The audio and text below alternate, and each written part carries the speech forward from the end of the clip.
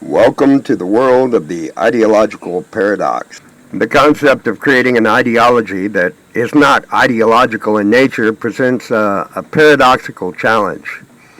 Ideology, by its very nature, involves a specific set of beliefs, values, and principles that shape a particular worldview or system of thought. These beliefs often reflect political, social, economic, historical, or even cultural perspectives and serve as a basis for guiding individual and collective behavior. Ideologies typically encompass a coherent set of beliefs, ideas, and principles that provide a framework for understanding the world and guiding our actions. These beliefs may be influenced by cultural, historical, philosophical, psychological, or even religious factors. Ideologies often include normative judgments about what is desirable or undesirable, just or unjust, moral or immoral. These normative frameworks shape individuals' perceptions of right and wrong and inform their attitudes and behaviors. If an ideology is truly non-ideological, it would need to eschew the characteristics commonly associated with ideology, such as a coherent belief system or normative framework. However, without these defining features, it becomes challenging to define what constitutes an ideology in the first place.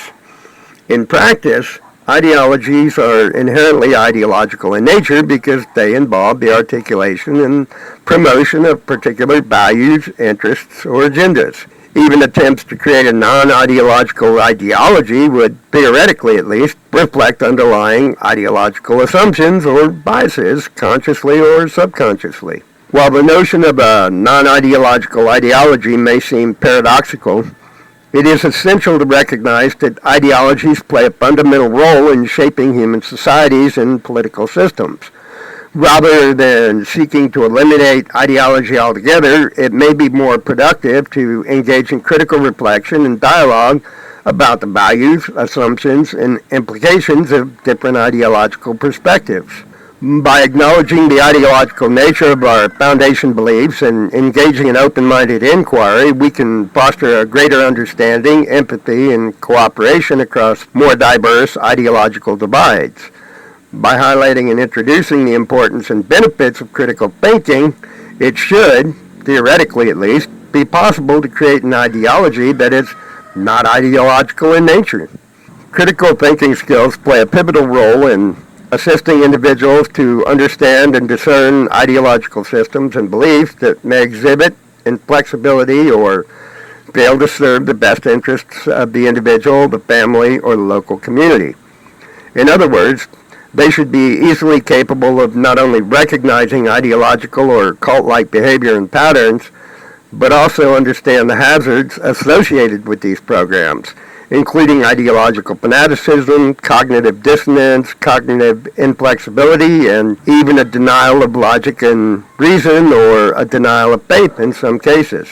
Critical thinking skills are essential for several reasons within the context of ideological analysis and ensuring the total and complete freedom and liberty of the individual, the family, and the local community, at least within the reasonable constraints of the proverbial social fabric. Critical thinking facilitates the examination of underlying assumptions inherent within ideological frameworks. By interrogating these assumptions, individuals can uncover inherent biases, inconsistencies, or even hidden agendas that may not align with their values or objectives.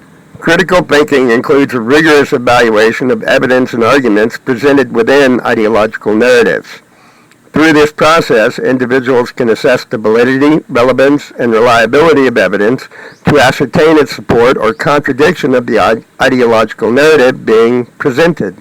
Critical thinking aids in the recognition and mitigation of bias embedded within ideological constructs. The awareness of personal biases, as well as those prevalent within ideological discourses, enables individuals to navigate these narratives more effectively and to avoid any undue influence or manipulation, such as those often implemented by people in a position of authority, power, or control, primarily for the purposes of maintaining that control over the people.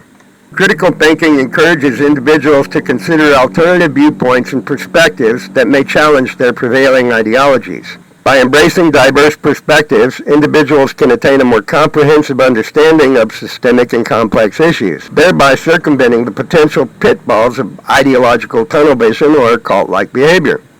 Critical thinking further empowers individuals to assert their autonomy and agency in engaging with the ideological paradigms.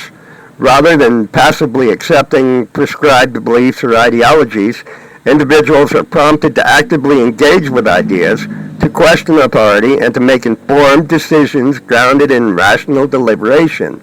Critical thinking serves as a linchpin in the process of ideological analysis, enabling individuals to more successfully navigate and scrutinize ideological systems effectively and avoiding cult-like behavior.